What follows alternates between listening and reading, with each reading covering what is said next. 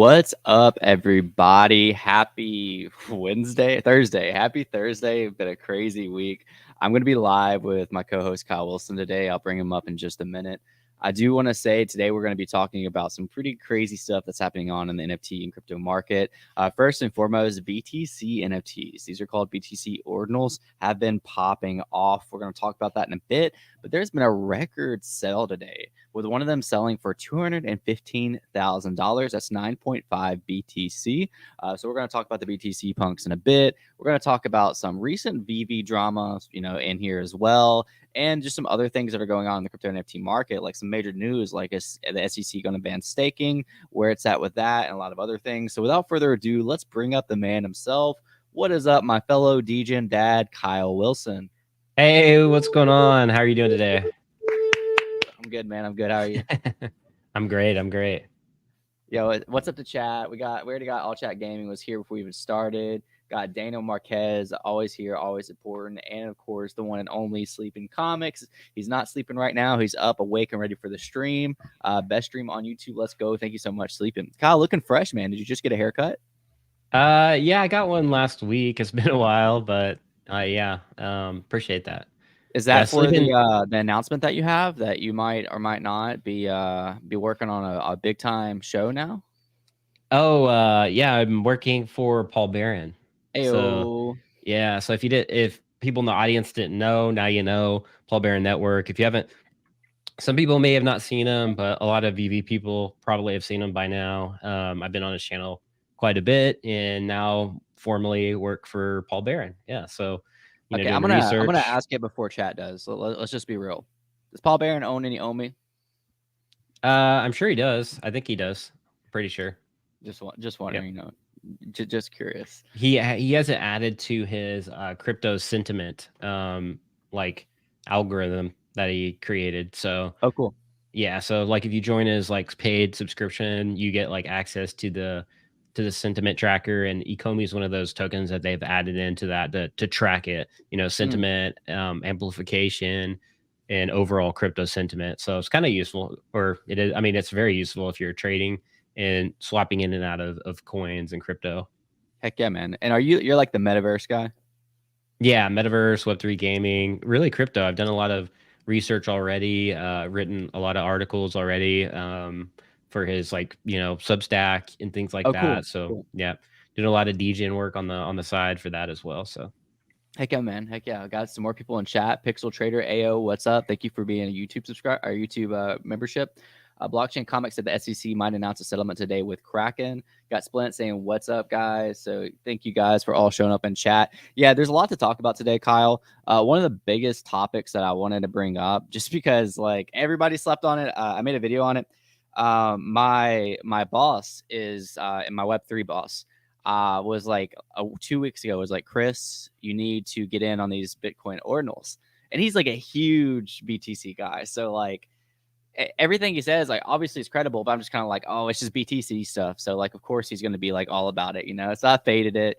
And then like the space we run on NFT now got like 500 people in attendance. And the ordinals went from the narrative right now, for those watching that haven't watched my video, the narrative is that the first 10,000 of these ordinals are going to be like collectible and valuable. That's a narrative. That's not like financial advice. That's not whatever. That's the narrative.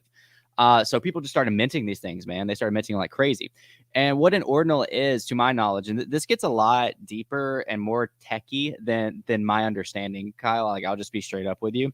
But basically, so these are the first ordinals or like orders of relabeling a Satoshi on Bitcoin mainnet. Okay. So there was already Stacks ecosystem to where you could own NFTs on Bitcoin. And Stacks is a layer 1.5, we'll just call it layer 2 for lack of better words. But this is actually on the mainnet because you're actually relabeling what a Satoshi represents. So this is a big deal, and they found out how to do it, and they did the first 10,000. And within this 10,000, there's projects. There's like 3 major projects, but one of them is CryptoPunks. And if you're watching this, or Kyle, I know you already know this, but like Ethereum is like the go-to place for NFTs because Ethereum is secure. Ethereum is like safe as far as crypto is concerned. But BTC is still king at the end of the day. So as far as like permanence goes, maybe like storing digital artifacts and having this like secure network that 500 years from now, generations can come and look at these silly little JPEGs. It sounds like Bitcoin might be the place to do that. Now there's like a whole argument around this. I'm not saying that this is going to eliminate ETH or any other NFTs, but that's kind of like the popularity behind this right now is the security and the stability of Bitcoin.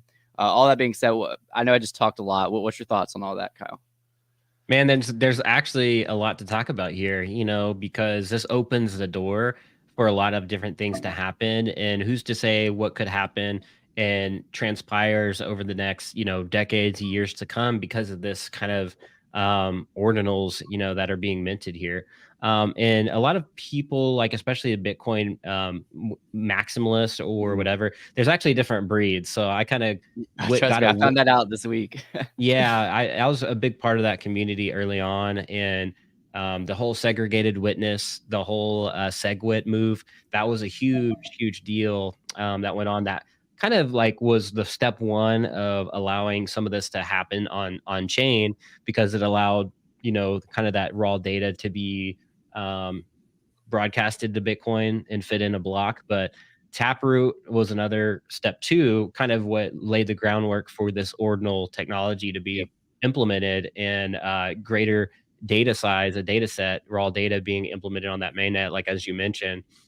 So not only that, you probably have like 3 or 4 different camps of Bitcoin groups that are saying, the first one being the most pure, saying like, oh, Bitcoin at its core. Some people didn't even accept SegWit and still don't. Like they're like, I still hold the original Bitcoins from the original chain. I'm not let going of it. Even in Ledger, it still says Bitcoin Legacy wallet. So same with Ethereum.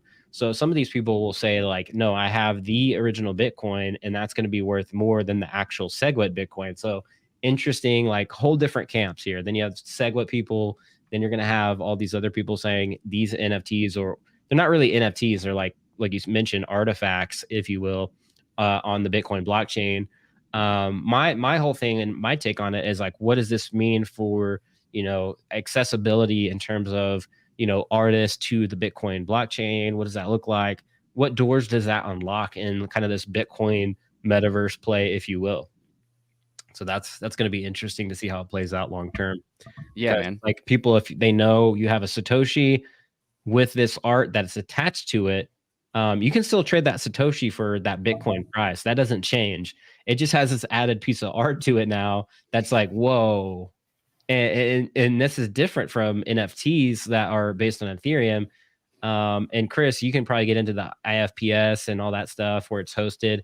Then you have Arweave, but with the thing like you said is like the permanence of these ordinals is completely different, changes the game, and makes it very interesting. Like you mentioned, some of these like decentralized like file system are based like hash based systems, so they could technically still go offline if there wasn't like people backing that system. But with Bitcoin, it's just there. It's just on chain. And so that's what makes it very interesting. Yeah, and that's like the best way I can think of is permanence, because like you said, at the end of the day, wherever you store these files at is likely to go down, especially on centralized servers. And then obviously there's like different layers to that, but actually having these on Bitcoin is like pretty crazy. And one of the first arguments that I saw was like, what if people like put like expletive stuff on there? Like what if they put like porn, or like even deeper, like what did they put, like I don't even want to say it out loud, like dark stuff. Yeah, really bad stuff on there. This is where it gets more tech than I understand, but basically there's AI systems in place to be able to filter that and like not allow that to be stored on there, which is interesting. Again, that's where it goes a little bit over my head. But there is a system in place to not let that happen, which is good. Because I was even thinking, like Trevor, he's not a parent, and one of the first things he said, like jokingly, was like, I could put my kid's picture on, not in a bad way, obviously. I could put my kid's picture on Bitcoin, and he could grow up and see that he was like one of the first pictures like Bitcoin. And in the back of my head, I'm like, what if your kid doesn't want? I mean, again, this kid doesn't, he doesn't have a kid, but like, what if your kid didn't want that? And now their image is just forever stored on Bitcoin. Like, what do you do? Yeah. What do you do at that point? I don't know. I just feel like that's like a whole new level of like ethics or like systems we're gonna have to have in place to like protect people. Yeah, well, you're talking about that. Even like beyond that is like, what about our world leaders or our, really significant historical people in real life? Like before, yeah, we could broadcast it to the internet, but like, what if an EMP bomb drops on these servers and then that wipes all that out? Or people like what we've seen just recently, not to bring up like a too hot topic, but we saw people like tear downs. This happens all the time, by the way.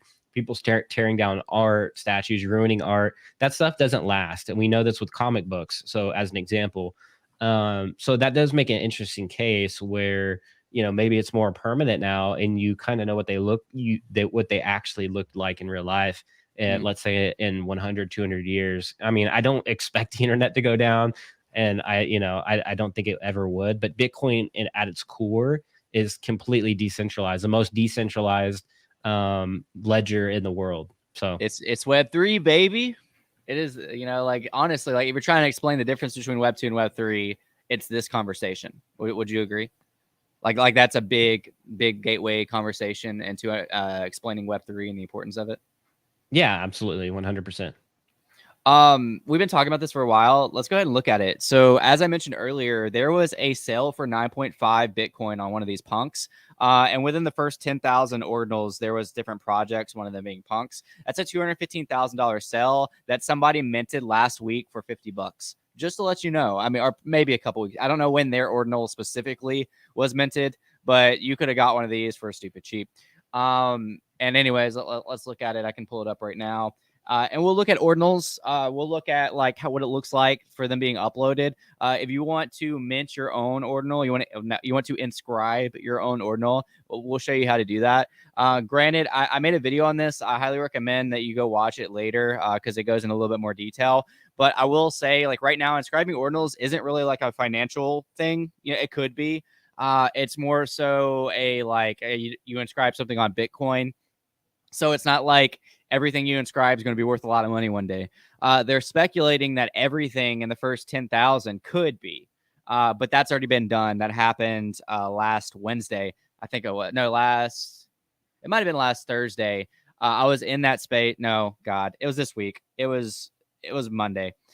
We were watching it, and Bitcoin blocks take a while, man. They take like an hour, and we were waiting for that top 10,000 to be minted. And the block got over, and it was 9,999. We're like, "Are you kidding me?" We had to push the space another hour to wait for that last inscription. And you know what it was, Kyle? Do you know what the 10,000th inscription on Bitcoin mainnet was? Was it Pepe? It was a paste white background with the number 69 on it. I'm not kidding. That's the most NFT thing ever, and I won't go into this too much, but like there is a lot of politics that you kind of mentioned between maxis and not maxis that I didn't realize existed. And like one of those things is basically they just don't want JPEGs like convoluting their network, which at the end of the day, they don't really have a say in it just because they're mining it. Like it's still a decentralized network. So these are the punks, they're no different than like regular punks. The floor price actually has been updated since this tweet. It's now at 4.2 BTC, which is 95,000. And yeah, I mean, it's just basic punks. If you want to actually look at the ordinals, it's honestly really hard to find this stuff. These are like the latest inscriptions that we can find. So it shows like the blocks that are going on. And you could obviously pick whatever block you want. So like go look at that block. And this is kind of like how the block would look on like that. But these are the recent inscriptions. And again, this is just random. A lot of this is AI. A lot of this is people minting their own punks, which actually might be a play. I don't know. There's apes on here. Yeah, could be. Because there's going to be so many narratives spun, man. Like there's going to be like, well, technically I had one of the first 10,000 punks, inscribed. So maybe they're trying to do that, or the first 10,000 apes, or here's the Pepe cards, or cool cats or whatever. Yeah, this is such a weird thing, right? And then this is really a game for serious collectors in the NFT space. I think the best guys that will do well here are the NFT art. They're NFT. I can't remember the name. Gosh, what's the name for when people go back in, let's say, like the pyramid area and start digging up stuff? Oh yeah, Archaeologists. yeah, yeah. Archaeologists. So NFT archaeologists is what There's a they're called. yeah, there's a Is what they're Pokemon. called. There's some unknown Pokemon on here. Speaking of archaeologists, that's funny. Yeah, so archaeologists, there's NFT archaeologists that go back into the blockchain, different blockchains, and they'll do research and find out which is like the first NFT of all time, or like what makes them super significant. And I actually went down this rabbit hole and like listened to a lot of these people. They actually have their own server as well. It's how I found out about crypto skulls, and I was one of the few people that knew about crypto bots, which was one of the Mm. first play to earn games ever in existence, or at least one of the more like advanced ones on Ethereum. And so, yeah, I see them being like the experts here when it comes to this. And people that have collected, like maybe Sleeping Comics, might have some insight here. I'm not sure. People that have real collecting experience, I think, will do really well when it comes to this. I agree. Them and the artist will win probably at the end of the day. Yeah, artists. Yep, for sure. As I like far that, those Pokemon. yeah, I was saying because you're talking about architect and unknown is kind of like a discovered Pokemon. Looks like a Zubat, So kind of. I thought that was kind of relevant. It's a Gligar, I think is the name of it. Oh, Yeah. So I think I originally I favorited the tweet somewhere, or no, I actually tweeted it about the 10,000th. Or no, I tweet a lot, so that doesn't say you should a go lot. Here it is. to, you should go, This is the 10,000th ordinal. you should go to Trevor's tweet. That one I found pretty interesting about how he was talking about the sheer volume that this could bring. Like if you had like 49% of like people that basically adopt it, or 45%, yeah, is like his pin tweet. He has the top. So one of my friends, well, I say friend, I met her in Miami, and her name is Grace, and she is an artist that built on the Stacks ecosystem. She actually made this Crash Punk that he has, but she also made a project within the first 10,000 ordinals, and it says "Can't censor me," and it's a big middle finger. And that's Trevor's background, because Trevor is very level-headed, and he's very smart, and he will argue with Bitcoin maximalists like quite often, but in a very like I think he used to be a Bitcoin maxi, so it's interesting to hear him argue with. I mean, it's an interesting topic to get into that, because there's many reasons why people are Bitcoin purists like that to the hardest core. Keep trying to keep like Satoshi's vision, like make sure it's like perfect, but it just can't be when you're looking at Bitcoin at scale. It says I paid the fees, freedom to transact, can't censor me, magic internet JPEGs. The whole point of this is like, again, some people say that you're basically they really don't want you making JPEGs on Bitcoin. So like this was like a stance against that. Pretty interesting. I mean, it can't be stopped. I mean, this can't be stopped either way. I get the whole clogging of Bitcoin. That was a big deal back then too. Is I think it was his pin tweet about the the volume, the adoption. Yeah. But yeah, that was a big deal back then, is the reason why people were against like scaling the blockchain or Bitcoin, because like if you make the blocks too large, like that can open up the door for, to fill up the blocks, or the blocks would be too big. And that's how Bitcoin Cash came to be, is because their blocks are larger, but it takes away from the decentralization aspect of that. So people are just like kind of against like any changes to Bitcoin. So it is like one of those, like a bunch of different Bitcoin camps in a nutshell. Yeah, the tweet you wanted was the BTC Ordinals open the overton window for Bitcoin liquidity to participate in supporting artists and culture. If more than 45% of Bitcoiners holders take an interest in it, BTC Ordinals will be bigger than ETH NFTs. This doesn't even count supply constraints of Ordinals. But yeah, that's, I mean, 45% is a pretty big amount though, but it's a fair, Yeah, it's a that's what fair, I was thinking too. Yeah, but yeah, that makes sense. it's a fair argument. I mean, I don't think it even has to be 45%. I think if you cut that in half and, you know, or you get people from Ethereum coming over, and I think he mentioned that in a thread, like, he's like, this isn't even counting, you know, artists that may come to Ordinals as well. So, something to also consider. I mean, there's a lot of different users on like Avalanche, Arbitrum, many other blockchains that are doing stuff over there, and then they could get interested in this, for example, and this could cause like network effect. For sure. Last thing we'll say on it, because we have a lot of other topics to talk about today, is this was really hard to do like a couple weeks ago. So of course everybody was like, "Oh man, if only I would have known about it, I'd have did it." I did know about it, and I obviously like I slightly faded it, but like it would have taken like the average person probably like 3 to 5 hours to figure all of it out. But now there's a bot for it, so like you could literally just go to Satoshables, click on the bot, and you just drag and drop an image. You give your BTC address, and then you submit and pay the invoice, and then it sends it to you. And it's pretty cheap. It's like under $50 to do it. So, and then it kind of shows you can like change like how fast you want to get it. I tried to get one in before the first 10,000 of a coffee AI art that I made, but I wasn't able to get in. But yeah, it's pretty easy to do now, but it wasn't originally. Nice. Yes, sir. But there is a lot more stuff going on.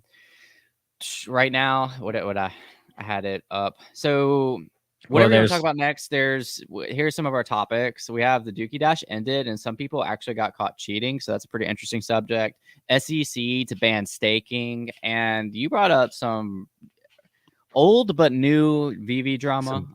There's some VV drama going on. I know you like to talk about the drama. So if you want to talk about the drama, you can talk about the drama. We're gonna talk about it because this stuff, you know, this stuff blows up on Twitter. So I know people like to like come into YouTube and be like, "Why'd you guys talk about that?" It's like, well, it literally is viral on Twitter, and we're just bringing up what's already on Twitter. So, anyways, all right, so talk about it. If you want to talk about it so bad.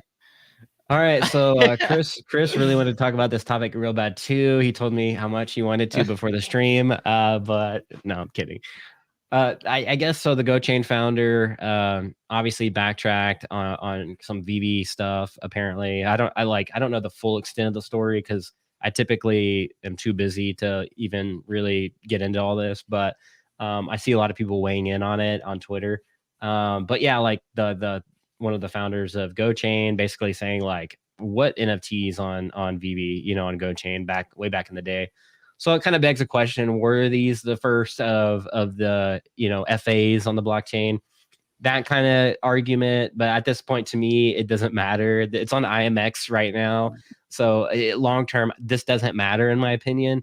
I think the VV NFTs do matter long term because we're already seeing it right now. Like people are like, well, Wax blockchain technically has the first of XYZ character, but nobody really cares. Like they just care about what's the most premium, most historically significant one. And I believe a lot of those are on VV. So, but yeah, somebody found and dug up like some old tweets from GoChain, and it was like retweeting like Ecomi tweets from way back in the day saying like, happy to have you on GoChain. Like, yo, we're super excited to have, you know, VV on GoChain, blah, blah, blah.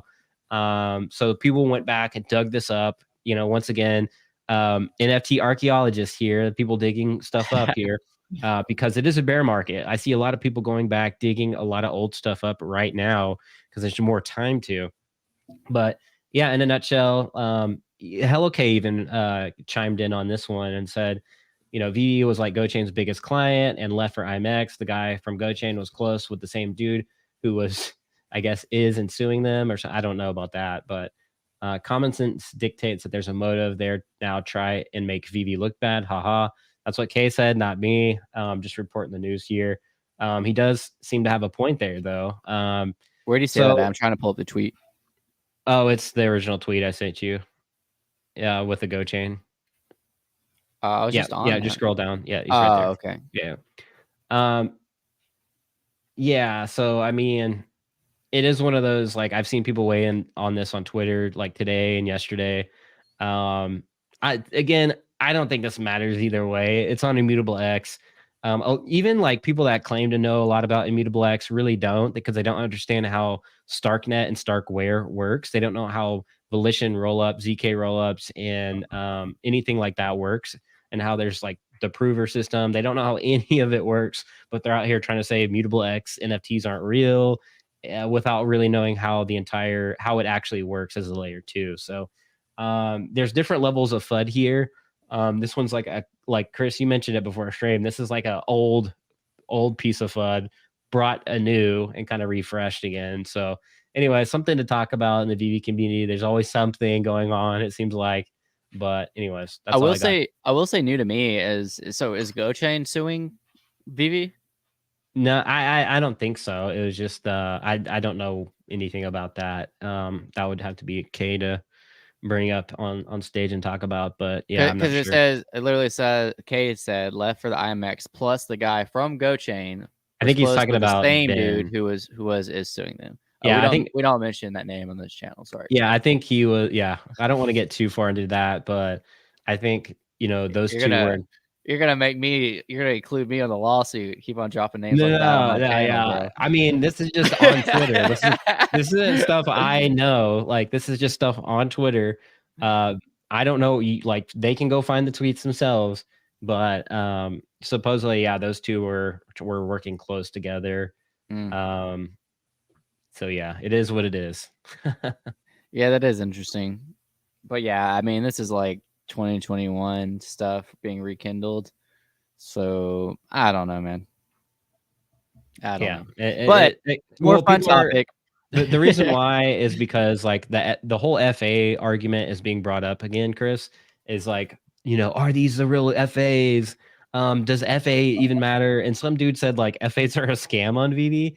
To me, that makes absolutely zero sense. Like, I don't know. To me, some of this stuff is just silly. Yeah. Yeah. So what brought this up again? Like what was the like original like did GoChain like trash talk BV recently or like what am I Yeah. missing? So the old co-founder, or I don't know if he's still the founder or not, apparently was like kind of popping off on Twitter about like, oh, they I don't even know if they were even on GoChain. It's like he would know, he's the founder. How would we how would he not know? I don't know. I don't Oh, know exactly what was that's said true. verbatim, but yeah, Travis, I think his name was the guy on Twitter tweeting about, basically kind of low-key fighting VV. Again, I don't Travis know what what? exactly he said, but Travis Scott? yeah, I don't even know the guy's name. It's just this stuff like I just see on Oh, Twitter. got you. It was this Twitter account. I don't think it's Travis Scott. Again, to me, I don't dig into this stuff because it's irrelevant to me. Even if you do look at IMX, they still are FAs on IMX either way, because VV minted them pre-Christmas, before any other like project really had any of these NFTs anyways. And even then you could still run the argument, well, it's still FA like 3D statue in augmented reality, so that makes it like insanely more FA than anything Yeah. else. So I don't know. It's just silly to me. I get where they're coming from, but to me that's not going to hold. That you can't like, if you were to present that to a judge in court, they would kind of laugh at you and be like, really here? Like, I see your point, but when the long term is going to show that that's not going to matter. Omi the Clown, I'm not reading that out loud. That's for Kyle's channel. Anytime you want to talk about that subject, go to Kyle's channel and he'll be happy to include himself in on the lawsuit. This is pretty cool. I haven't seen this yet. I am not happy to do that. But yeah. It says, this is let me introduce Token Hunter. It will let you find the token of a specific mint on Immutable X. His past transactions and current wallet is available to everyone. Hope it helps you find the mint you're looking for. That's pretty cool. All chat gaming knows what's up. He said Fudders that joined in January. Yeah, there's one guy that joined the peak of the bull market, and he was basically saying you need to diamond hand your VV NFTs and not paper hand. And he was like the dude holding a FUD space like the other day, which was I found pretty funny. I found pretty funny. I mean, he was calling VV people like, yeah, all these names, but the history showed like kind of hypocritical. I don't know. There's some drama there. So this is pretty interesting. I'm actually going to come back to this because I want to show you some other stuff with it. The Dookie Dash ended yesterday, and basically they found out that some people were cheating. Go figure. But this is more than just cheating in a game. This is cheating for hundreds of thousands of dollars potentially. So this guy is what's he classify himself as? I think it's called a white cap hacker. Basically, somebody who hacks stuff, but ethically, to like test it out and to be like on the good side, for like better words. He ran a script and he didn't release it until today because it ended, so it doesn't matter anymore. But basically, it let you go invisible and just kind of go through all the obstacles, I guess. Yeah, let's you just kind of go through all the obstacles and to where he like got a really good score and he's just showing it off. But they're thinking like some like major players use this, including I need to find Mongrel. my likes. Yeah, including Mongrel, which if you're Yeah. not familiar with Mongrel is a professional Fortnite player. I don't think Mongrel, I think his is legit personally. But I was just going to show you my the part of it. Let's see. I tweeted about it last night. Like I said, I tweet a lot, so it's kind of hard to find everything. Here it is. So Mongrel had the #1 score on Dookie Dash. Again, professional Fortnite player, 2 million followers just on Twitter alone. I thought this was pretty crazy. Basically, somebody clipped him just like going through a fan, which was, pretty nuts. And I know like it's not out there for streamers to use software to like cheat without it being detected on stream. Like that's a very common practice. A lot of streamers got caught and canceled for it, but I don't think Mongrel falls under this. But it's just kind of interesting. And then somebody under these comments, I don't even know where it's at, showed that like they made scripts running like through this run that's to be able to beat the high score. So what you guys are going to try to do about it is basically if it can be confirmed that they cheated, that pass is going to be set to 0, and I don't think they get to mint, but I believe that's their course of action. They tweeted about it recently. Yeah, I'm very familiar with how this is going to go down. So this is the same exact thing that happened with Neo Tokyo. When there's games, there's going to be hacks, there's going to be cheats. You can't stop that. Neo Tokyo has dealt with this multiple times, and we've actually already had our Flappy Bird style like dodge stuff. So this is like coming after our game, like kind of mimicking exactly what we've done to mint like the Hand of the Citadel, which is like a top 5 NFT in the entire collection. You get to mint one of the hands, but the problem is you get cheaters, and we had a cheater, multiple cheaters that were hacking the Crab Game, which is a Squid Game knockoff on Steam. Super goofy, it's hilarious. Recommend you play it for if you want to laugh your butt off. But yeah, people were hacking that. They got caught. People were recording their gameplay. This is just another case of where when you have high level NFTs and you have something to win with a high value amount of money, there's going to be cheaters automatically. I mean, we've seen it in Call of Duty. We've seen it already in Web 2. So this is not a surprise here. And like you said, Chris, they're going to catch these cheaters, and some might slip past the goalie, unfortunately, but that's just how it's going to be. That's just how it is. Yeah, and it looks like if they do catch them, then what they're going to do is it just says that beware of buying one that did cheat, but it doesn't actually say what they're going to do. I think OpenSea even detects like if it's linked to a cheating account somehow, some way. Yeah, and again, this doesn't really circumvent the seller either, because they could technically just sell it on like Looks Rare. I mean, there's other marketplaces they could sell this on. Most marketplaces, though, are pretty good at letting you know that it's flagged on at least OpenSea. So, like, you can still sell it on those marketplaces, but the marketplace will have like a little thing beside it letting you know that this is flagged on another marketplace. Again, does that matter? I mean, people may buy it anyways. Oh yeah, people are gonna buy it anyways. Yeah, it's gonna mess some people up. Yeah. So in the scheme of things, some people are going to get caught, some people are not. It's just how clever are you? And in Neo Tokyo, they actually encouraged cheating on one of the games. So they're like, oh yeah, if you cheated, like you posted the highest score, you're actually going to get rewarded for that because that shows that you have developer prowess. You can read the code, you can hack. That we actually reward that. So that's another interesting thing that like maybe Yuga will actually copy as well in the future. Like, oh, you didn't know you could cheat? Like, that's on, good for you. Like, you're smart. Join our Yeah. community because we want smart people in our community.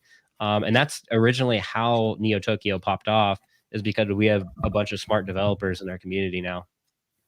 Dude, that's a pretty I actually just had this conversation with somebody yesterday. It's a pretty common practice when it comes to like hackers being busted by the government, is depending on what type of hacking they're doing or what type of exploits, instead of being thrown in jail, a lot of them actually get recruited to the government and have to serve X amount of years to the government as a white cap hacker, instead of, opposed to jail, because like they're so, for lack of better words, useful. I mean, there's no quotes. They absolutely are useful. Like, I know somebody personally who was like running a pretty big, I say personally, I know him from Twitter, and like we have talked in the past often, but he was running a pretty big, what was it called? Not drug trafficking, but it was some big black market thing. But he was the one that was basically just doing the code and like a lot of the back end stuff.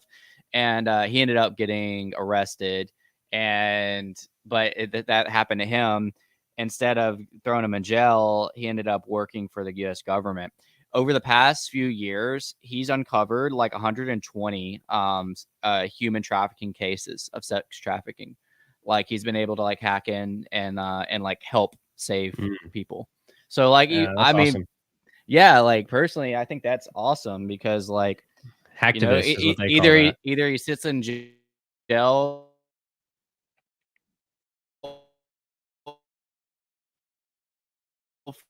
Oh, am I being rugged? Oh, I can hear you now, but you're like, Okay, you're like a transformer. You're like, No, it's only during our live streams. I don't know. No other time do I have internet issues. You must be a hacker. You're the one that I like knew you're gonna blame me somehow. you hit a button when you're done with me You're talking. like my wife. You just blame me.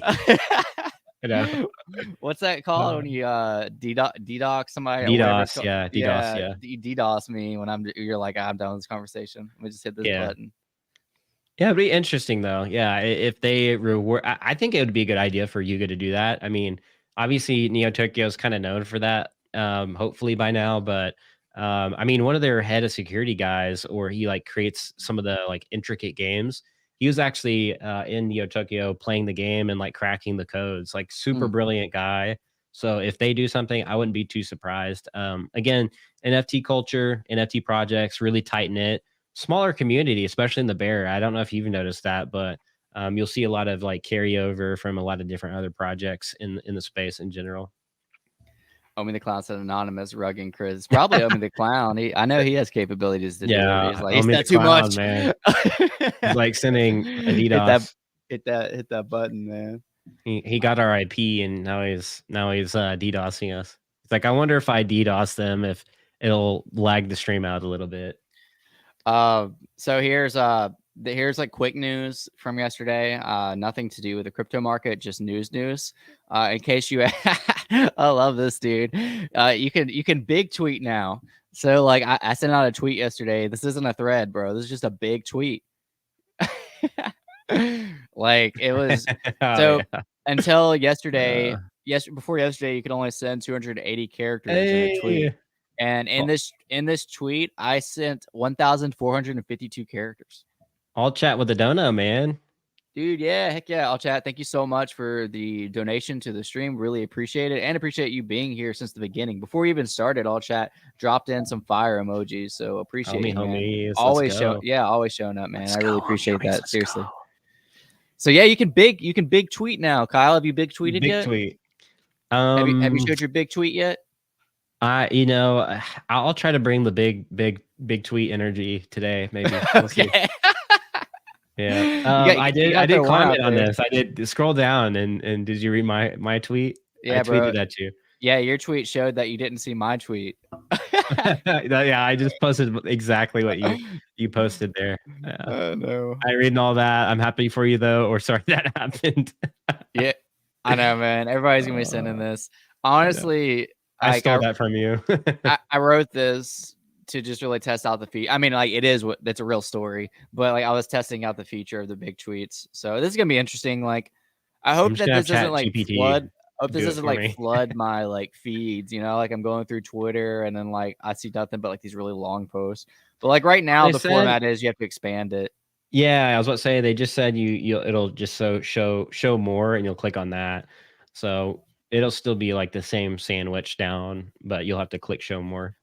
Oh, this was a we usually save this for the end, which kind of we're kind of approaching there. Completely random. I did not plan on talking about this, but this was a really good tweet. This is talking about some of the catalysts that are coming up in the NFT space.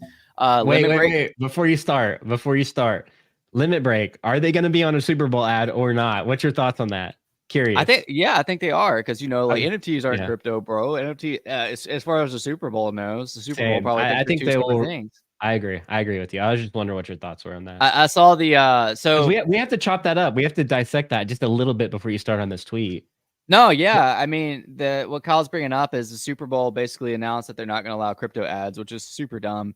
Mhm. And Limit Break is going to already paid for an ad where It's they $1 are going million. to show off, yeah, $1 million, and where they're going to show off their NFT project, which Kyle's back holding right now. So of course Kyle's going to be arguing for it. Diamond hands, And baby. this is the NFT project that we did give you guys the alpha on.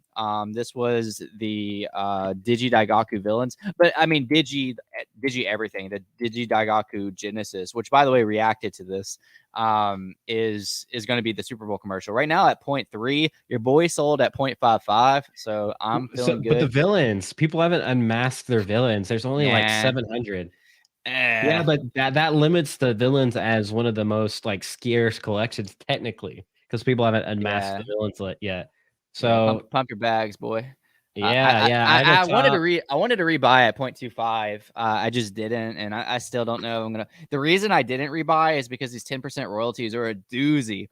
Because like what you think about it, like I'm not gonna hold on to this. So, and OpenSea has a 2.5% fee, and then the creator gets 10%. I'm paying 12.5%. So, like, if I buy this, it needs to go up 12.5% before I'm even profitable, and that's not even counting like other things, like yeah, and people, gas costs and stuff like that. Chris, just to like, I guess not, just to add to that, is people on Vivi are kind of just so in this like capsule of Vivi that you just said there's a lot of fees, and I named them all off. So not only is there fees on Vivi, there's fees on OpenSea too, like the royalties. I don't know though, dude. The fees on Vivi are pretty bad, though. I'm not gonna lie. But I'm not gonna mask that. They're pretty bad. Yeah, but you're talking about outside of Vivi stuff too, though, because it's like Vivi, there's fees everywhere. Yeah, I mean you could do OTC. Vivi, yeah, Vivi in app though is like 2.5%, which is pretty low for a marketplace fee. And then there's it's the same as OpenSea.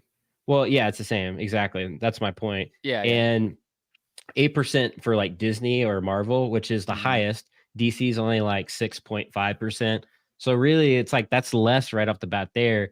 The real fees, comes with cash out. That's where you run into a lot of stuff, which will be mitigated by crypto payout. So, anyways, that's my thoughts on that. Yes, it will be mitigated by crypto payout. The thing that you left out, which this isn't. Okay, there's two things actually. One is buying gems, which if you buy off the web app, you're fine. But if you buy off of the mobile app, you got to pay that upfront 20, 30%. But that's to Google and to the don't use that mobile app to buy gems. Yeah, you're right. You're right. But just saying, if you did buy that, you're down there. Be smart. And then the cash out fee is a percentage as well. So that's what really hurts. So like I just said, one, I don't use OpenSea as much as I use like Blur, which by the way, I'm going to talk about in a few minutes because we get free money next week. We get OUP reduces those fees all across the board. Maybe. No, it does. It does. No, it does. But as of right now and in the past, like when you use a marketplace, I'll use OpenSea just because like that's the most like general one. 2.5%, and then whatever the creator sets. Usually the creator sets like 7%. So that's compatible with Vivi. That's about the same. The problem is tagging that extra 10% on cash out. Because brutal. then yeah, brutal. because I mean at the end of the day, that's what 8.5 plus 2.5 plus 10. It's like 25% ish, upwards of 30%. Yeah, that's a lot. I'm agreeing with you. I'm just Oh, like, okay. I was like, what do you I'm just disagree with? like, that is too much. It Don't is do too that. much. Yeah. And Yeah. then especially if you had to have like a minimal they reduced that. Obviously, they're trying to get all this sorted, and I think they Right. Right. should. But I'll just say it like it is. I think It's that horrific right now. Yeah, you're yeah, I right. think You're it's right too about that. much. There's no band-aiding that crypto payout fee for sure. Yeah. It's just funny people like say that or they'll bring up the capital gains tax. I'm like, that's literally everything. Like everything has a capital gains tax. You can't just like throw that in the fee, like VV fee, and blame VV. That's literally NFTs as a whole. And as a matter of fact, other centralized marketplaces like they still have their payout fees as well. So anyways, You know, it's just whoa. You know what doesn't have a capital gains tax? moving to a different country. No. I'm so Being an small. It's like expat, just my head. like you look like small brains. You're like, no, bro. Being a collector at heart, man. If you hold on to things, you don't got to pay a capital gains tax. hey, that's true. That's facts. In crypto, that's like widely known that when you buy crypto, if you're being intelligent, you'd want to hold it so you don't have to pay. You pay as least amount of taxes as possible. Not financial advice. This is entertainment only. And if you never sell it, then you never have to pay that capital gains tax. Ooh, like Yeah, that Dr. Profit method right there. There you go, man. Collector at heart. Can't lose if you don't sell. Back to some of the alpha on all that side note. So limit break, Super Bowl ad, gonna pump Kyle's bags, maybe. We'll see. Oh, and I got some alpha on top of that for you guys that are watching this episode. Thank you so much. Shout out to all of you. I don't know how many likes this has, but if you haven't liked the video and you're watching right now, please hit that like button to support the channel and support these videos. I'm gonna give some big alpha at the end of this. Remind me, Kyle, so I don't forget, or somebody in chat remind me. Blur airdrop is next week. This is big, Kyle. I got some big news on this. So Blur is an aggregator marketplace that I've been using for a while. It's actually absolutely beautiful. Actually, I'll pull it up for you. It'll take me like 2 seconds. When I say it's an aggregator, you can actually like buy from other marketplaces while using Blur. And so I use this quite often. Here, I'll pull it back up because here it is. I'm gonna show you my villain if you want to pull it up. I don't really care about it. So we're gonna. Thanks, bro. No, I'll pull it back up in a second. Thanks, bro. I just wanted to show you that like this is Blur, and so like if I wanted to buy like this pudgy penguin, you can see at the top left how these say Blur, but if I scroll down, you see there's an OpenSea one right there. So like on Blur, the floor is like 5.1, but on OpenSea the floor is like 5.5. So sometimes you can trade arbitrage. But then if you're some of them are blocked on OpenSea. So you know how I told you earlier that other platforms are going to tell you if things have been like stolen. This is what I was talking about. It says this item can't be sold on OpenSea, which means that it was stolen, and OpenSea flagged it. So you can buy it on Blur, but it tells you ahead of time that it's going to be flagged. So that's pretty cool. But Blur also just has really good analytics. It shows you like sell analytics, and it's just really cool. So all that to say, here's the alpha on that, and then we can pump Kyle's bags a little bit. Also, shout out to Alex in Crypto. Thank you so much. Just became a YouTube member. I really appreciate you. I'm gonna hit you up after this video, get you in the Discord. But back to Blur. The airdrop is next week, and I got big news, Kyle. I got big news. I was chilling on Twitter the other night, and I saw that Blur did a co-space. The founder of Blur. So if you weren't watching for this, you wouldn't even know. His name is Pac-Man. He's actually in one of the alpha groups that I'm in. He did a space with KuCoin, and so it's highly likely that Blur token is going to be listed on KuCoin. And your boy right now has been working really diligently towards the airdrop. So I got my airdrop number 1. I just got like 3 tokens or 3 chests. Got my airdrop number 2. I don't know how I got this much on airdrop number 2, but I got 15 rares. And then I'm working on airdrop number 3 right now. I only have 13 points. So I'm going to be on the low end of this. So all of these chests contain tokens. So your boy's about to be rich next week. No, I'm just kidding. I don't know how much these are going to be worth. They could be worth like a penny. But I'm getting something next week. I don't know what it is. So be looking out for that. It's going to be tradable on KuCoin. There will be a play for people that don't have. This isn't my alpha. I have better alpha at the end. There will be a play for people that didn't do this, because just like every airdrop token, it's gonna fluctuate insanely. Now, as far as like predicting that play, that's on you. It's gonna go all over the place. But if it's on KuCoin, that it might be a good opportunity. So, do you want to show off your bags, Kyle? I already shared it. I got you, bro. I got you. What is this? That's my villain right there. Dang, bro, he's ripped.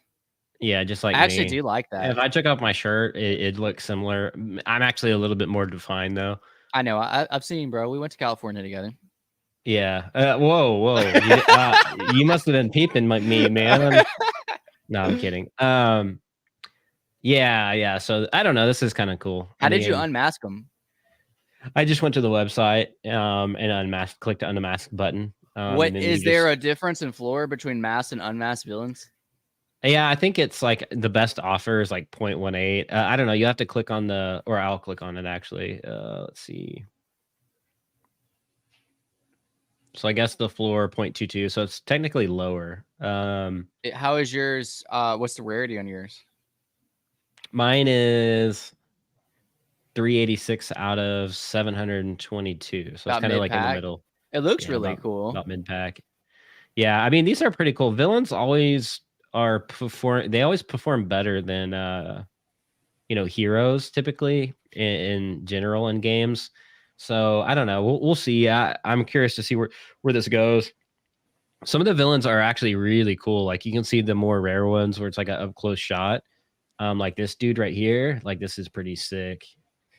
Just give a recap. We also got some Lions in here, so that's definitely Vault's gang. Thank you guys so much for stopping by, and Vault, thank you for stream rating us. I really appreciate it. Appreciate that. Yeah. To give a little recap, right now is we're looking at Digidaigaku villains. The villains the Digidaigaku is supposed to be a Super Bowl ad.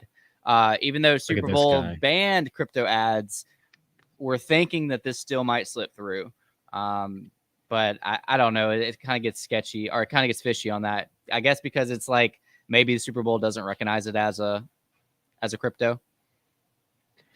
Yeah, I mean, it might be considered a game. I don't know if they'll have NFT mechanism in the game like out of the gates. I'm not sure how they could definitely get around that. I mean, Web3 gaming might not be seen as detrimental as crypto, because with the fallout of FTX, the NFL doesn't want to be anywhere near crypto right now. No professional sport does, even though FTX was sponsoring like the NBA, the MLB, Formula One racing. They were all over the place. Now these sports are probably like, we don't want anything to do with crypto right now, like any kind of crypto branding, no exchanges, period.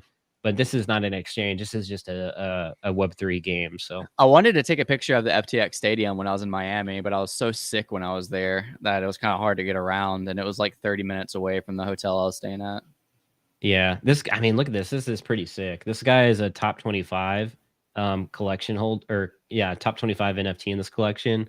But this is like cool. If you've ever played like old games where you have like a giant like samurai sword and you're like facing a giant army. I forget what that game was called, by the way. I used to watch one of my best friends play it, but this reminds me of that kind of like character. I know exactly what you're talking about. There's just like so many people you'd fight with a sword.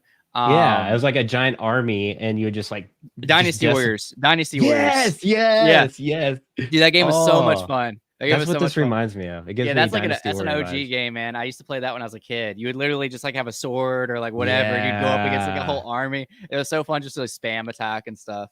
Vault said he was talking about this earlier today too. It'd be valuable if it works. I mean, I think Gabe can pull it off, man. Dude, Gabe Layden is the guy behind this. Huge connections in the Web3 and Web2 space. Very successful in Web2 already. I guess his partner, maybe his investor, is Igor something. Igor. He dropped the free NFT.xyz marketplace, and that's actually where Digi dropped some of their stuff. Basically, just between the two of them, they're kind of a powerhouse, man. SoCal homie knows what Dynasty Warrior is. Yeah, man, it was a blast. So I'm interested to Just see like what they do. I'll go ahead and give the alpha because we got a little bit longer on stream, but like just so I don't forget, because it does have to do with this. For everybody watching stream, you should be able to do this now if you wanted to. And it's another free mint coming up, but obviously it's an auction style whitelist selection. It's a whitelist selection, so it does require some luck. Let me get there real quick. There's actually two. One of them I've already given, but the other one you need to check this out ASAP. Last time we said this, some people got it, some people didn't. Me and Kyle both got the Digigaigaku villains. And Kyle held his, and you just saw what it looks like. And then he's probably going to participate in the ecosystem. I floored mine right away. It was free. I floored it for 0.55. I'm happy with that, and I will allocate those funds other places.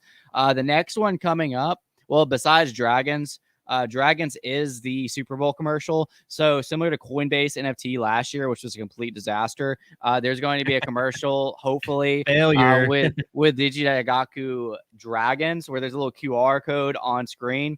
This isn't my alpha. And then you scan it and you can get a free dragon, which, you know, is going to have some value there, of course. This is the alpha. Castaway number 2 is coming. Our Castaway Gen 2 Island Whitelist registration is now live. Igor Letterman, make sure it's the right Igor. Twitter. I'm pretty sure it's Igor. Igor. Yeah. Igor Linterman. I'm so bad. I used to train MMA with a guy. He had the same name, Igor. Oh, gotcha. But anyways, it's a free NFT. It's going to be Gen 2 Island for Castaways, which is also a game. Just to give you an idea, I've already signed up for this on Wilson. my main wallet. But dude, like Castaways is already Wilson. like booming. Sorry. Oh. It's like, what's he saying? Castaways already pretty valuable. Let me actually go ahead and pull that up. Basically, the cheapest Castaway collection right now is like 1 ETH or something like that. But they're like actually like Island and stuff is like 15 ETH. Let me see. I'm just gonna look at Castaway NFT. Are you using Microsoft Explorer? I use this to stream, and then because I don't want the wrong thing to pop up, so it doesn't really matter. Okay. So these are 20 ETH floor price. These Castaway rafts. Yeah, if you go to the website, they have like 3 or 4 assets right now, and all of them are insane. So the rafts are 20 ETH floor price. The treasure chests, I think, are the cheapest. Oh, these are like 0.02. Did you see Igor's account, dude? It's grown 150K in like a week. So I know I hosted Igor. My god, so much. I hosted like him 200K on NFT on my Twitter Spaces when he had 7,000 followers and nobody knew him. And so hopefully he's going to return the favor soon. I might or might not have. I might messaged him and he said something about the future for our stream. So that'd be really cool. I might add free to own in my handle and see what happens. Dude, we were talking about BTC NFTs. I'm going to get back to Castaway in a second. We're talking about BTC NFTs at the beginning. He actually inscribed the first 10,000 of his face on a BTC Ordinal. He has a selfie on the BTC Ordinal, which is hilarious. But yeah, Castaway free mint coming up. All you have to do is follow the directions. Obviously, do everything at your own risk. If you're going to connect your wallet to things, don't take my word on it. Always use a burner wallet if you can. I trust everything Igor does, but I don't expect everybody to trust him. So definitely use a burner wallet. And I guess you'll have to like retweet this or whatever. So do that. Yeah, the Castaways are cooks. The islands are 2 ETH. The other thing is 20 ETH. And I don't know what the other one is. So I don't really know exactly what these are going to play in the ecosystem. I just know it's going to be free because it's on freenft.xyz, which is also an NFT that I own like 5 of, I think, or maybe I own like 4. We should pull up a Mochaverse. There's a little bit of alpha around that too. One more thing while we're on Igor and Gabe is I think did the Dragons close? No, you can still get this. So the last thing before we move on from Digi, which is going to be the Super Bowl commercial, is that you can actually still register for the Dragons, which is going to be the next set. So there's heroes, superheroes, I think, villains, supervillains, potions, and then there's going to be dragons. So dragons is you're going to scan the QR code to be able to get one, or You can enter this whitelist, which is extremely competitive. I think this is actually the most registered whitelist on Of all free. time. Maybe it was definitely on free NFT XYZ, something like that. I've already registered, of course. They've done a few, yeah. Yeah, this will be extremely competitive. So if you somehow are able and lucky enough to get this, just remember me and Chris. When you sell your dragon for like 5,000 ETH, Dude, just remember us. I had somebody message me today, and I'm grateful that like people win off of like stuff that like I've like called out, obviously. But it was Mhm. funny. He said, "Here, I'll pull it up." He said that I don't know if you can see at the bottom right. He said, "Hey, did you manage the Starbucks holiday stamp?" He said, "I watched your video way back when it went on and got selected and got it. Wanted to say thanks. It's a floor of 1,500 USD." Dude, I made the Dang. video and I didn't act on it because like you had to do like these quests and you had to get selected. And I think Starbucks knew that I had a coffee shop, so they're like, "I'm not selecting this guy." But yeah, if you went and did that and got the stamp, it's worth $1,500. So that's pretty cool. But it's also Jeez. kind of funny because it's like, bro, I covered this and didn't act on it. That's hilarious. Yeah, Mochaverse. We need to talk about Mochaverse. that maybe. You got something, or you want me to pull up just the Twitter? Well, so they have what's called realm tickets. Oh So yeah. it's kind of like Digi Daigaku-ish vibes going on there, in the sense that they have a bunch of game projects that Animoca brands as a whole have invested in, and this is the official NFT collection from Mochaverse. So Mochaverse, they haven't minted their PFPs out just yet. There's only like 8,000 editions of these PFPs that are going to mint out, which are going to be extremely hard to get, because they have reserved 1,000 for employees, future employees. They've reserved in like collabs. They've reserved 3,000 for the community, and then the rest have been already like dispersed to partners, current employees, and current like community members. And kind of the only way to try to get one of these Mochaverse PFPs by Animoca Brands is you get a realm ticket, and if you're lucky enough to have that realm ticket, like get you in for the lottery to win one of those like super rare Mochaverse PFPs, then you'll be able to mint one. But the realm tickets are going for 0.0055 E. So definitely something to watch out for. Animoca Brands has one of it's like the most well-known VC in the entire Web3 space, because they have a massive portfolio. Like, I mean, Sandbox, you're talking Bored Ape Yacht Club, you're talking about Phantom Galaxies, and a bunch of other IP and brands that they've invested in a major way. So yeah, we could see some major partnerships come out of this, and major collaborations like the Sandbox and other metaverses where this PFP collection will play into. Bro, I'm thinking about like the play here. The Is it play, just yeah, it's a play. Go ahead, well, Chris. You want to talk about that? no, well, I'm just saying the bet. Wait, what is 0.0055 ETH right now? Hold on, Look, let me see it that. said 9.89 USDC was in terms of the USDC. What's the floor price? Oh, so the By offer five. is $8. So the Wait, offer is wait, type in another 5 there, because it's like 0.055. So it's like so it's basically the about same. Okay, $9. never mind. Yeah. I was about to say that the play would just be make offers, get them accepted, and then So hold on Chris, to those. it was last week around $25. So those have dropped down to 10. I Could be a lost the play tab. there. Could be a play. Too many tabs, bro. Okay, here it is. Yeah. I wish you could bulk buy them, but like right $6. now there's no bulk listings. So there is like how much, so it shows 113,000 of these. Yeah. So these could go down a little bit more. Are they all on Polygon? Yeah, they're on Polygon, so like really no gas fee. Um, Sure. this could be interesting. This could be interesting to play to watch. If you can make a good entry on this, not financial advice, you could do well here. Treat it like a stock, if you will. Yeah. If they announce the official mint date, that could send these back up pretty. It could just send them back up a little bit. I'm just looking at some of the analytics. BB Ball says, Kyle, does Animoca promote you? They contacted me, but the deal never got done. So I do work with Animoca Brands. It's in my media kit. I basically, they have an entire portfolio of things like I could work with them on. I'm kind of choosy which ones I like want to do. It's not like I'm always just shilling them. I've actually known about Animoca for a very long time, done a lot of videos or covered them before, they quote unquote like worked with me, if you will.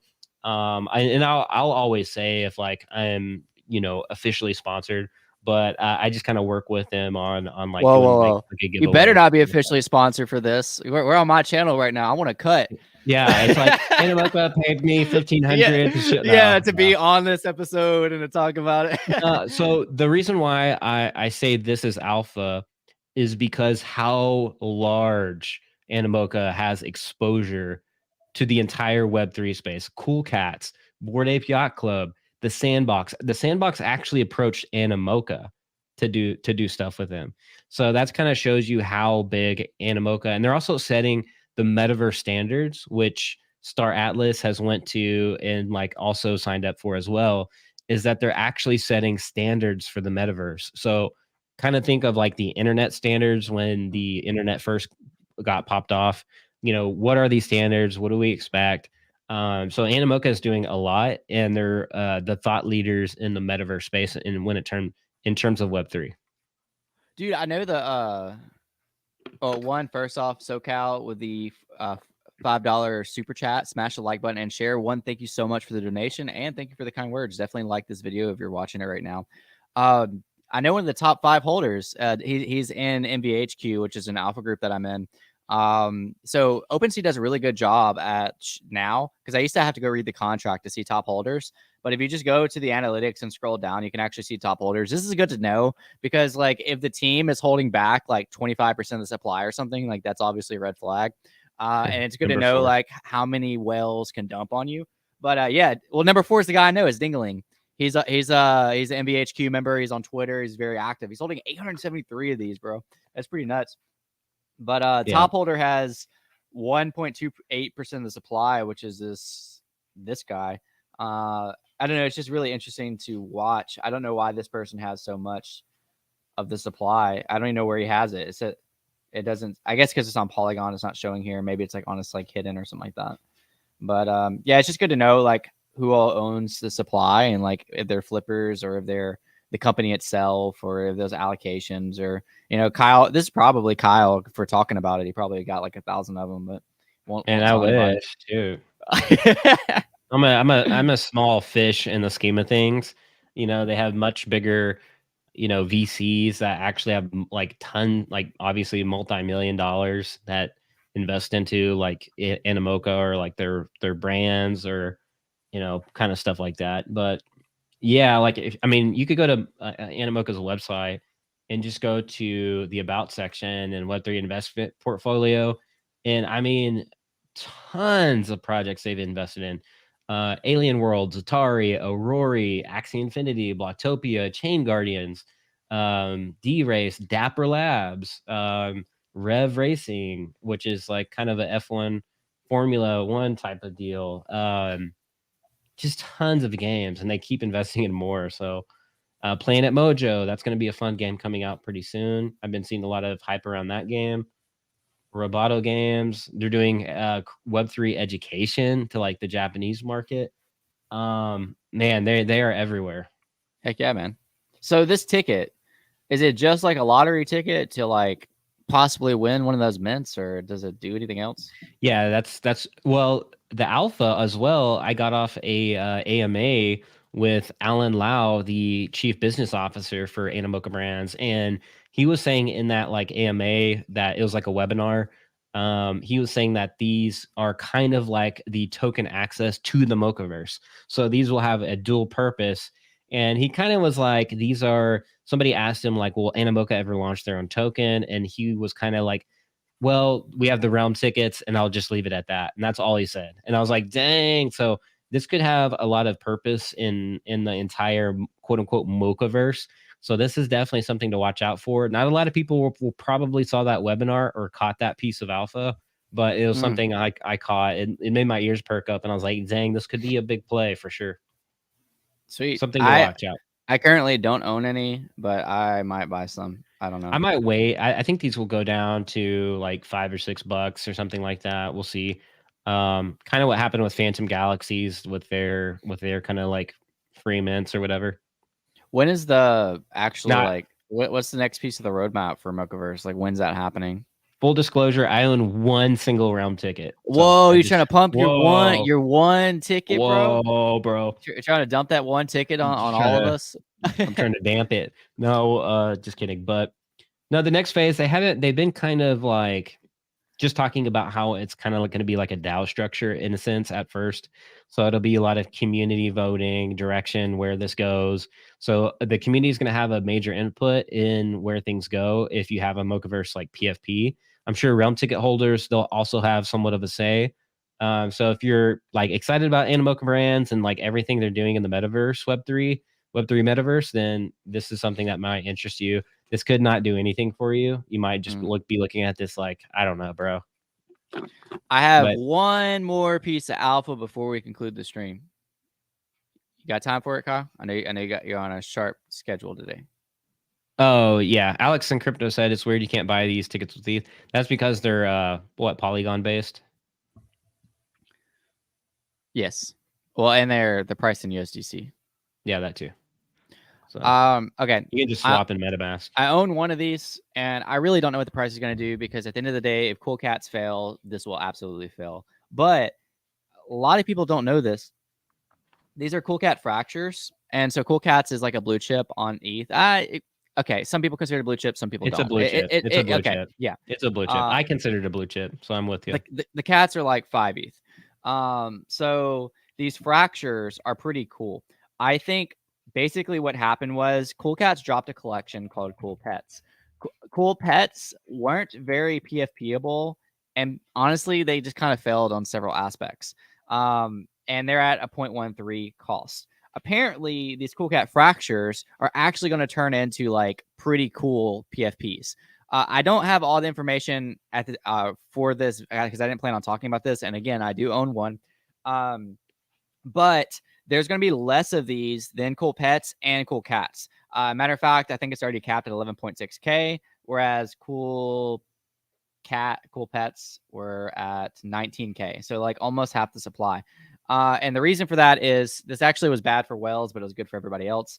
Is that you could have, it didn't matter how many Cool Cats or Cool Pets you had, each one only got one fracture. Okay, so the fractures, this took me forever to like figure all this out. That's why I'm like telling you guys the full story on it. The fractures is going to be a game. The game it's similar, not similar, but like I guess the play to mint experience that Huga did is kind of be with these fractures, but it's not like actually going to be like a game like that. It's going to be more like a staking game, and you participate in little quests and stuff like that. Now, at the end of the day, the more you participate, the higher rarity you can get.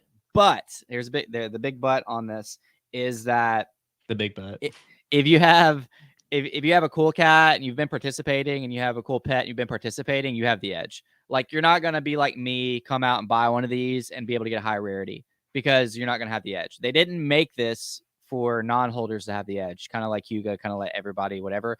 So like that's a big bad part of it. And then also you can only do like you can only like work on one quest per wallet, I believe. I think that's how it worked out. But anyways, at the end of the day, less supply than the cool cats and the cool pets, or at least the cool pets for sure. Supposed to be better PFPs than the cool pets. And right now they're at a similar price than the cool pets. To me, again, if Cool Cats fails, then these will fail. But to me, they should be higher than the cool pets than they are right now. Right now, there's like a 0.02 difference. To me, they should be kind of more in the middle between cool pets and cool cats. But at the end of the day, I'm new to this ecosystem, so like I could be wrong. But I did do a good amount of due diligence before going into this because I've kind of been wanting like a second or third tier PFP project for a while, and I always thought the cool cats were pretty cool. And that sounded super lame, but I thought the community was really nice. And the community has been really cool. So anyways, these aren't just little pencils and drawings. These are actually going to be a PFP project, and it's a very reasonable entry price. Last thing I'll say about this, I didn't buy this for the flip. I bought this to be a part of the ecosystem. So I don't, unless it's like, I mean, obviously, if it jumped up like ridiculous amount, I'd be tempted to let go of it. But like, how many ETH? How many ETH? What? 2? 3? No, I'm not gonna make a price. I'm not gonna make a price prediction. No, I mean before you'd flip it. Oh, before I'd flip it. 2, Oh, 3. dude, I don't know, man. I guess it depends on how attached I get to it. You know, Yeah. like I'm obviously not going to get like a rare. I don't think. I think you can get the 101s even if you're not like higher up. But if I got a Yeah. 101 and it was like, obviously if it was like 5 to 10 ETH, I would sell that. Just for the fracture itself, I mean, I don't know. I mean, I would like go for not that crazy of amount, but I at the end of the day, I did buy to hold. I didn't buy to flip this, but I thought this was kind of cool the way that they did this, and I just think a lot of people don't realize that this is actually going to be a PFP. I have some alpha, but I'm saving it for next time, next stream. Oh, you gonna do that to us? Yeah, Bro, I'm gonna put you on the spot yeah. for that. Oh wait, where are you at? Where are you at? Oh, that's Ghosted. I rug pull. Yeah.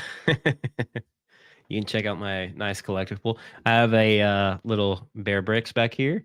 And then I also have Tokidoki. This one doesn't get seen, doesn't get very much love, but we got a little dinosaur tennis shoe Tokidoki right here that I got at Decon. Pretty cool. Got a see-through tail. This guy actually Clem over at Big Shot Toys. He is, I guess, involved in the Noun project. So he made these cool like glasses that are actually pinned. You can like pin it to stuff. So that was really cool. You can see Big Shot Toys in there. Yeah, pretty cool stuff. Got at Decon. You can kind of catch it back there. But oh dude, I wanted that one so bad. It's got a tennis shoe shoulder blades yeah, that was pretty coming cool. out. I Yeah, like that's a I sick. fidget with it a lot because it's so sharp. Like I don't really trust my daughters like messing around with it. Like I feel like this could like pure skin, man. It's like a yeah. I mean, it's a mech, Especially so yeah, it's a mecca. Sweet. Well, I think that's it. Thank you everybody for stopping by. Vault, if you're still here, thank you for the stream rate. I always appreciate it. SoCal, thank you for the donation and shouting out, smash and like. Same to you, all chat gaming. Thank you for the donation. Alex, welcome to the YouTube membership. I will hit you up later, my dude. Thank you everybody that was in chat. I hope you got some good information out of this stream. This is the DJ and Dads podcast. We do this once a week, alternating channels. Next week, it will be on Kyle's channel. So if you're not subscribed to him, be sure to be subscribed to him. Anything left to say today? yeah, I used to train MMA. Bye.